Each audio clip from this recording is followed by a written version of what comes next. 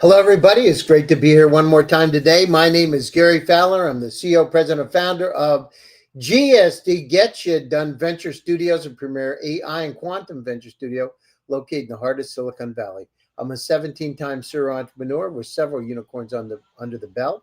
I was on the original management team of Click Software, which was sold to Salesforce for $1.35 billion, also Eva.ai. I started one of the first generative AI companies, pre-transformer models 3 years before OpenAI. We believe at GSD that intellectual capacity is evenly spread around the world, but opportunities are not. So today I have an incredible guest today. Chad Olesen is a serial entrepreneur. He started AVRL in 2017 without venture funding. And with that, I'd like to bring Chad on board. So Chad, how are you doing today? I'm doing very well, Gary. How are you? Good. So tell me a little bit about your background. Where are you from originally? I'm from Oregon, actually. I grew up on a farm in rural Oregon. Spent a little bit of time there. Tried to build a company after school. Oregon's not, in my opinion, Oregon's a really difficult place to build a startup. Moved it to Seattle. Was in Seattle for about 6 years until they changed their capital gains tax policy, and then we relocated to Austin, Texas. So you started in 2017 without venture capital. What motivated you to bootstrap the company, and how did that shape its early development? So I actually didn't have intention of bootstrapping AVRL. The original name of AVRL is Advanced Voice Research Labs, and our very first customer was BMW. It was why we incorporated the company, was to build some of their in-car tech. And we had gotten to about 50K in monthly revenue, and that was when we were like, okay, maybe we go out and raise and try and like grow a little bit. We originally raised a SAFE. I was gonna go through the traditional route of raising an equity round. At that time, SAFE were really popular. Ended up raising one, and then about a year later, Fontenellis Partners called me and offered me another $1.5 million on uncapped SAFEs. And so while we still operate very similar to like a bootstrap company, my founding team still retains 100% equity of AVRL. So what led you to pivot into the logistics and supply chain sector? You originally started in voice, and how did you identify the opportunities there? It's a really interesting situation. So we started out in voice tech. We try to do a lot of what businesses are building AI capabilities to do today, using natural language processing to power business applications. One of our stakeholders on both rounds is SAP. They really wanted us to connect disparate systems. You've been in the industry for a really long time, probably familiar with like ECC6. It was a closed ecosystem, really hard to get data in and out of it. We were using NLP to essentially transform data in and out of those systems.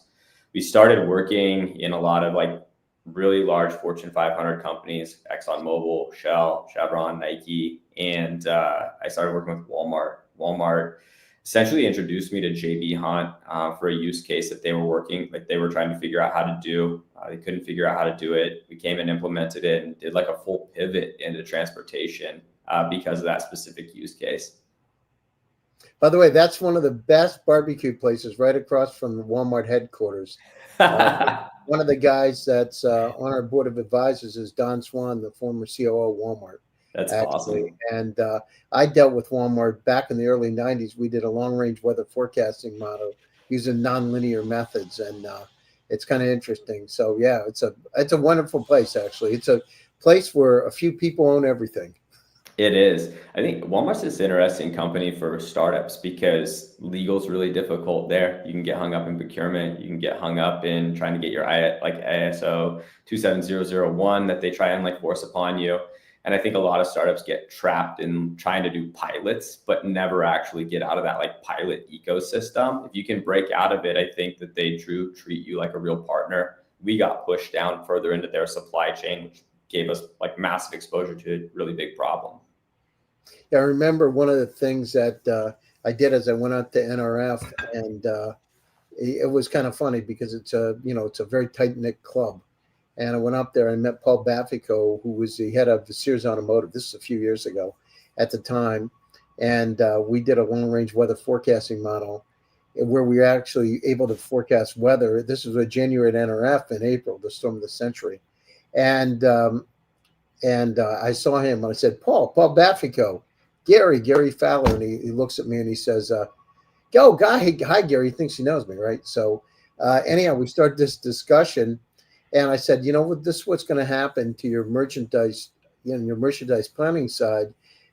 These are some of the things where you can make a lot more money because of this storm. We did an analysis, and it was millions of dollars, actually. And so he said, I can't forecast the weather 5 days out. Now you're telling me you're going to be doing it 4 months from now? I don't believe it. I said, well, how about if I come out to Huffman Estates? I go to a hotel buy. If it doesn't snow, I'm not coming in. But if it does snow, I'll need 15 minutes of your time. I love He it. said, I don't know what you're made of. Are you the crazy or the smartest guy in the world? And I said, well, I'm not either of those, but I'm somewhere in the middle. And he says, come on out. I went out and I was afraid it wasn't going to snow, and it started snowing. And he told his assistant, and I called her up, and she said, Paul told me to put you through if it's snowing. It was forwarded to her house. And anyhow, he came in, and that's, how it worked. But that helped me with Walmart. That helped me with Target. That helped me with Home Depot. It was amazing, actually. And it's such a tight community. Everybody talks, right? It's very true. Yeah. Very, very tight community. It's interesting. It's, Anyhow, the before AVRL, you built a media company influencing millions. How did that experience inform your approach to building and scaling AVRL? Oh, that's an interesting question. I had built a company called the Whiskey Wash. This was back when I was in college, really so that we could get my roommates and I could get samples of whiskey, and try it. And this is around the time that Google was really changing a lot of their algorithms and trying to figure out like how to find better search. And this small little blog really kind of blew up overnight. I ended up selling that company before I started AVRL. And really what it started out as was just a blog where we were writing and posting. And I think what it helped me understand is like, how do we just continue to evolve as an organization? Can't just continue to be a blog. How do we start working on copy? How do we start working on media effort with really large companies like Diageo, Brown-Forman, et cetera? And what it also helped me realize was just potential, right? Like I myself could only build a media company so far. And if I wanted to go work on something bigger, I would probably need to follow a bigger problem for myself. And I think that that's ultimately what led me to literally trying to build a second company called Plunk, which I ended up abandoning to when I met my co-founder for AVRL, who was working on a very similar problem. AVRL has automated over 60 million shipments. What challenges did you face in achieving this, and how did you overcome them? Now we're doing about 25 million a month. But the transportation logistics industry is really interesting. It's very cyclical right now. They're in the bottom of a cycle, and with what's happening with tariffs, et cetera, it's continuing to drive lower. And I think that transportation logistics has been traditionally built on tribal knowledge. People know things about the market that other people don't. People know shipping patterns. People understand how capacity is traded.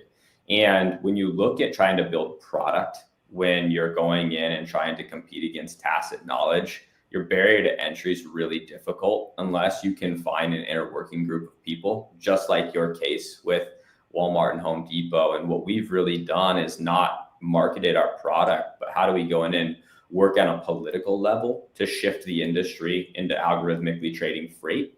And for us, what we've been doing when we came into that space, we went after the largest players first and then allowed them to tell our story to their peers. And that's really how we've been growing. But I think for most companies to try and break into supply chain, it's not going to be done by over marketing your product, pushing hype, et cetera. Too many people are sitting on the other side thinking that they're smarter than AI could ever be or that automation could ever be, et cetera. And so I really think you're dealing with a different mentality of person that you're selling into from a original sale prospect, but then this buying of actually the adoption of the technology. I talked to a lot of those CEOs. I'm down at my house in Palm Beach right now, in the polo, dressage, and jumping, and a number of those ultra high net worth families who live very close to where you are right now, without mentioning their names. I have discussions regularly with people. And one of the things that happens is they're coming around. When I first started one of the first generative AI companies in 2016, 3 years before OpenAI, and I sold it already. And the billionaire David Yang was my partner in that company. One of the things that we understood is that the problem is it's not the technology doesn't exist. The problem is people don't understand how to use it. Yeah. And so when I built that company, and I built, and my software development group and my PR company, a number of companies around that, I based it upon using the most incredible technologies in the world before anybody else does and mastering it. And the thing is, for all of you out there that are watching the show, mastering these technologies, using technologies like AVRL to be able to help you, gives you superpowers. And I had about a year ago, I was asked to keynote a conference out in Silicon Valley, and I talked about superpowers. It's going to change everything.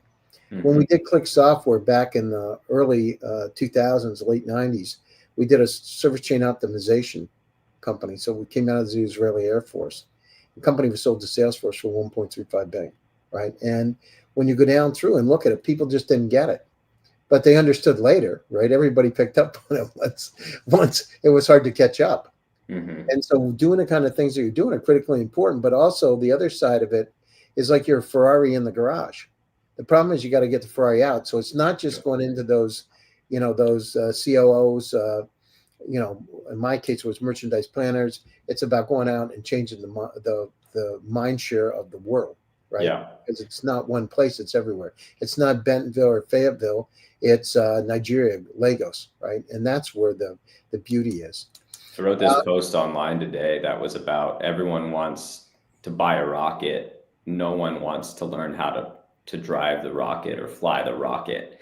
And that's, I think, something that's super systemic in large, like business to business or like large enterprise, is that unless you have that strong internal champion that wants to drive it, it's not going to happen. You're going to fail. You're going to fail. That's the problem. You're going to fail, and it's going to happen faster than think about this. I'm working with quantum computers, right? These are real statistics, 100 million times faster than the fast supercomputer, which would take 10,000 years. It takes me 200 seconds now, right now. Right. I'm using multi-agent large language models, up to 14 of them as a team. Now you talk about hallucinations. Imagine being able to alleviate hallucinations and creating the ultimate think tank. One of the things we did is we built an anti-cancer vaccine using large language models just because I had a dog that was sick. Right? You can do anything.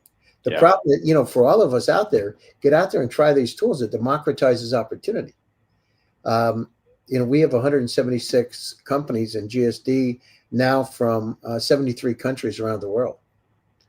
Why? Because Silicon Valley is that port. It's a port to the rest of the world. Definitely. And it's really hard if you do it point to point, right? It's better to do it multi-point. You're right. One of the things you said is going to the top and getting the mind share. Well, they come after you. They know who you are, right? If they understand. Yeah. So your technology connects systems without relying on traditional APIs. Can you explain how this? One other thing. I was very curious because one of the things I understood is that you work with a limited amount of companies annually. I don't know if that's the case. How does this selective approach enhance your service delivery and client relationships? Yeah, that's a good question. I think for us, when we looked at approaching transportation and logistics, what we really need to do is force the hand to move the way that we're moving. And so if we look at connecting systems that companies have tried to connect via RPA or robotic process automation, they can't do it because if you don't own the end state system, any change will break the robotic process automation, right? And so we do serverless HTML manipulation into a backend system that wouldn't necessarily have an API. So that's my next question. Your technology connects systems without relying on traditional APIs. How does it work, and how do clients take advantage of it? So really interesting question. So when we were looking at the problem that these companies were trying to have is that, if you want to work with Walmart, you have to work within Walmart systems. Walmart provides you a web portal, and that's how they're going to work with you. They don't provide you API endpoints. And so if you wanted to automate a transaction, it's nearly impossible to do so. What we had originally done to try and solve the problem was we built our own browser so that we could do HTML manipulation. So I could insert buttons, features, etc. into their page. Since then, we took it fully serverless, and now I'm literally just communicating with think of that. I'm communicating the front end with no web interface at this point. And so for us, what we're doing is we're trying to shift the mentality of the industry that's moving towards APIs so that we can lead it, one, but two, we can define how those APIs are going to be shaped for the rest of the industry. And right now we automate about 25 million transactions a month. Most of those are not done via API. Most of them are done via legacy systems that the competitors would have to use a web portal to interface with.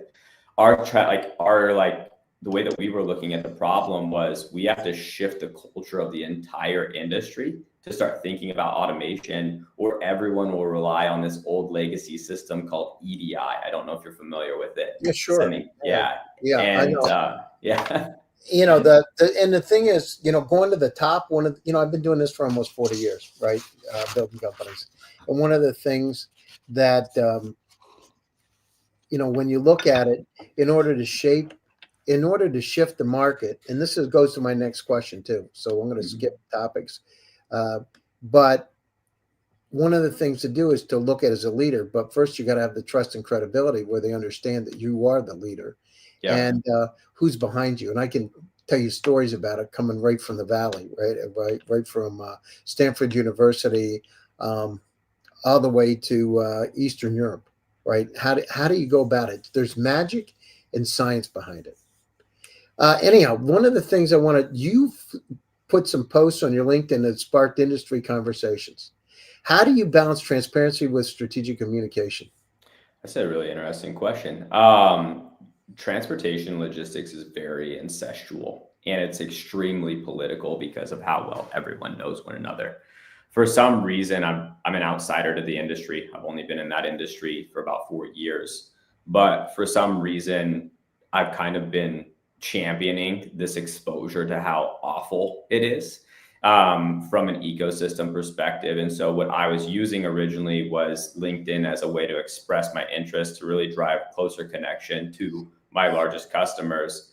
At this point, I spend most of my time on the phone with our top customers or top industry experts, but I really am expressing the opinions of a lot of people through some of the things that I write. And what it ends up doing is it's strengthening our relationships with the larger players in the industry. Some of my best posts that I've written might fall flat from an engagement perspective, but I might get 40 text messages from leaders that day. And so for us, what we're trying to do is lead from true thought perspective. And I think that that's how we end up winning what we're trying to do. So one of the things, how big is your sales and marketing departments? We have 3 people on sales, no marketing. Yeah, so that's part. How do you ensure alignment and drive within such a specialized workforce? So when we look at our team is around 70 people. It's mostly engineering. And so when we look at alignment, most of my employees are engineers, and we're aligning daily on engineering force. On the sales and marketing side, I'm in constant communication with our sales team and marketing team, or I guess my sales team is my technical marketing team, on how we're delivering messaging across the customer base. I talk to them every single morning, and usually at the end of the day, so that they can communicate with their customers as well. You mentioned that AI is becoming commoditized. I saw it on one of your YouTube videos. How do you see this trend affecting the logistics industry, and how's AVRL adapting? That's a good question. We're using AI every day, and that if you follow me on LinkedIn, that probably wouldn't be apparent. When I look at the industry, because it's such a laggard industry, a lot of people are calling basic workflows or basic analytics AI, and that's a really challenging thing to watch. Because they don't know. That's the problem. What I mean? I've been involved. So from graduate school, many moons ago, we were talking about AI, and it wasn't AI. It was a Fritz, and it was in BASIC. Mm-hmm. Then when I did expert systems, so 29 years I've been in AI, right? And expert systems, they were calling it AI then, and it wasn't AI. It was algorithmic math for the most part. But the situation is, every time we go further, the definition changes, doesn't it? It changes about what it is. When I talked in 2016, and I was on stage in San Francisco with not TechCrunch, but VentureBeat, and I was talking to AI. People told me it wasn't going to happen for 25 years. And we got 19 patents. We're looking at unsupervised. So it's right on the corner of generative AI, like literally on the corner. People say it's not going to happen, but it is happening. And as to reiterate for all of you out there, if you don't buy into it, nothing good is going to happen. Whether you're an individual, a software engineer, whether you're a small to medium company or a large corporation, they're going to go out of business faster than we've ever seen in our lives because people have superpowers. Superpowers. Yeah. And if you know how to harness those, I have about, I'm using 14 large language models as a team. And the kind of things that it does for me, it has empathy and compassion like my grandmother, right? Interesting. It looks out for me. It helps me in all kinds of ways. It's unbelievable. I love that. When I wrote that post about the democratization of it, when I look at how it's being used in the transportation industry, they're using it to reduce cost. And you can either use AI to maximize yield or to improve margin, or you can use it to reduce cost. Cost reduction is a really interesting thing because it leaves pricing to be like a really competitive feature in the cost reduction.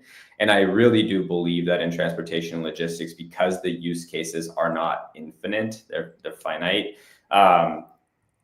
it will create a consolidation of cost. And it's going to be a knife fight for these companies that are competing against the same exact use Well, case. that's it. It goes down, and that side of it's commoditized, but it's not about that. It's creating other opportunities. The other thing for all of us out there, one of the things that I've been talking about for the last 2 years is omni-channel engines. They're going to be able to be reapplied in all kinds of different ways if you know how to do it. Yeah. All kinds of different ways. Yeah. One of the companies that I have inside of my portfolio right now is raising $150 million, right? Doing exactly that. We started 2 years ago on the project. That's fantastic. So there are ways to do it. Yep. There's 3 things you need: operational expertise, access to capital, network, and contacts. And if you have those 3 in a resilient team, you can do anything. You can pivot to success. Nobody talks about that where pivots go. They just talk about pivoting. Well, pivot can be a circle going around chasing your tail. Absolutely. Or pivot can be moving in the right direction. If you have that kind of Sherpas there to help you, you can do anything. Yeah. So that leads me to the next one. We're coming up to the top of the show. What key advice would you offer to entrepreneurs looking to innovate in traditional industry like logistics? And I fell into this trap that you actually just described when I first started my company. We had really great technology and search for a problem.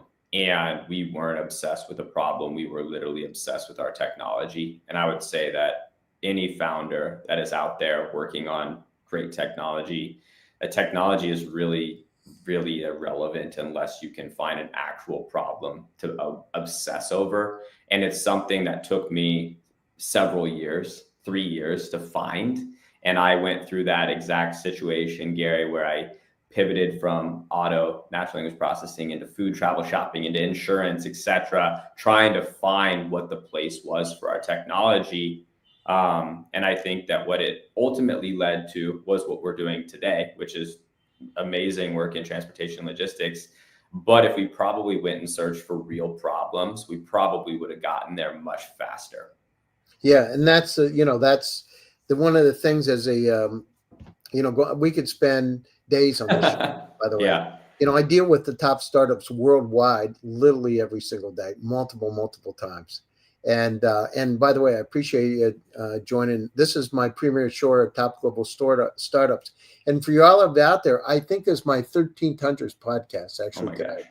So just FYI. So we've done a few over the years, and we find incredible companies just like AVRL that are changing the world. So looking ahead, what are your aspirations for AVRL in the next 5 years, and how do you plan to navigate the evolving landscape of logistics technology? My comment is going to be, because I'm a little bit more of a seasoned entrepreneur, that I would have answered this 3 or 4 years ago. But for me, that 5-year question is really hard because that becomes like this concept of arrogance for myself. When we look at how fast industry, both technology and transportation, is evolving, I don't know what 5 years looks like because I don't know if the use cases exist. I don't know what the future holds there. When I look at what we're trying to accomplish is we do want to be the reason why freight gets traded algorithmically the way that the stock market gets traded or oil futures get traded. Today, most people don't understand that when they buy something from Walmart that came on a ship, it got dredged over, it got truckloaded somewhere. And a lot of times brokers are buying and selling that freight to carriers. And we do believe in a world where we could be the leader who took that into fully mathematically traded in an environment.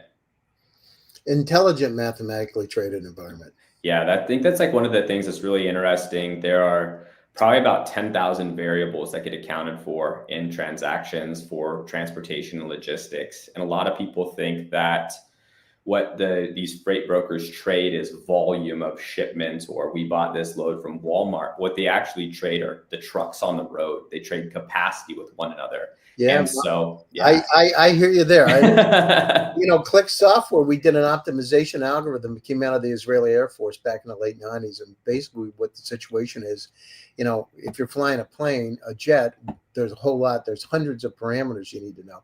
Well, we applied that to oil delivery. And what we said is that if we look at an oil truck, what's the capacity of the oil truck? What driver can drive the truck? If you got 1,000 trucks, 1,000 drivers, and 3 levels of service, it becomes a very complex problem. Then you have GPS coordinates on top of that. It's a very interesting problem, but we reapplied it. And by the way, then we made it exciting. I changed the name of the company from we started IT, Click Service, Click Software. People said, I've heard of the company. Couldn't have. There's only a few employees, right? But all of a sudden things change. And we're coming up to the top of the show. Closing thoughts, and how do people get a hold of you? LinkedIn is probably the best place. I'm extremely active there. I probably have about 30-something thousand people that follow me on there, right? Pretty prolifically there. Just my closing thoughts is that I think a lot of startups like dream of the Silicon Valley like startup piece. And I would just say that what you really have to do, and what people are really great at doing, like Gary, is building real businesses. And I think that that's one of the things that I didn't quite think through when I first started AVRL, was that we have to build a real business that is going to compete against really great businesses in the market. And I think that if you're thinking about starting a company, you really need to be thinking of, how do I compete against the Microsoft? How do I compete against the Amazon? How do I compete against Gary's companies in the industries that they serve? Because they're really smart people doing really incredible things.